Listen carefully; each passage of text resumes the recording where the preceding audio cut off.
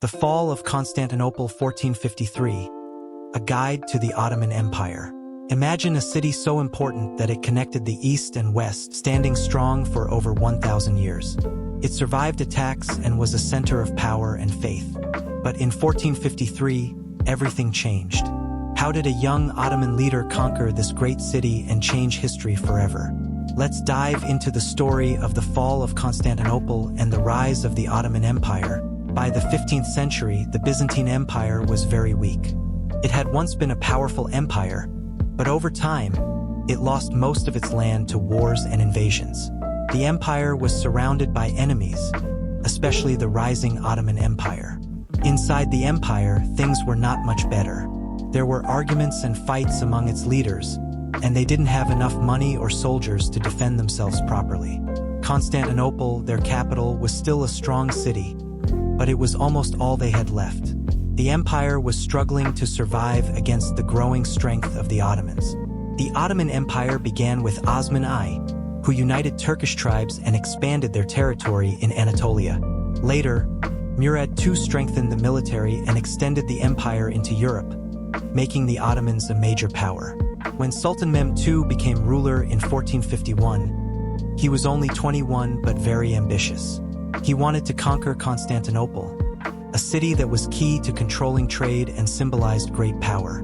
Mehmed prepared carefully, building a strong army, a powerful navy, and massive cannons, setting the stage for one of history's greatest conquests. Constantinople was extremely important due to its location and role in trade and religion. It sat between Europe and Asia, controlling key trade routes and making it a wealthy hub for goods like spices and silk. The city was also the center of the Byzantine Empire and the Eastern Orthodox Church, symbolizing Christian power in the East. Its strategic position and religious significance made Constantinople a key prize, both for the Byzantines and for the Ottomans, who sought to control it. Mehmed II became Sultan of the Ottoman Empire in 1451 at the age of 21. He was determined to conquer Constantinople, a powerful and strategically important city.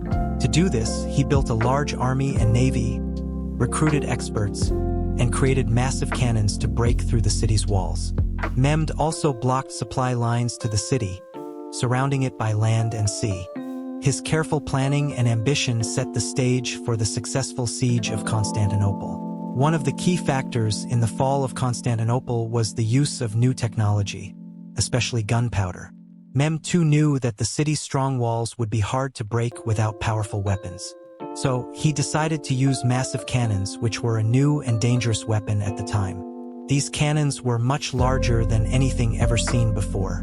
Some could fire huge stone balls that weighed hundreds of kilograms, strong enough to damage Constantinople's thick walls. The Ottomans used these cannons to repeatedly attack the city's defenses, weakening them over time. The use of gunpowder and these massive cannons marked a major shift in warfare, making the siege of Constantinople possible and changing military strategy forever.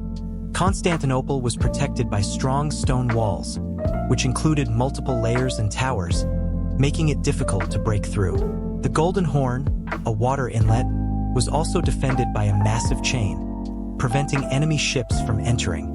Emperor Constantine XI tried to rally support from Europe to defend the city, but received limited help.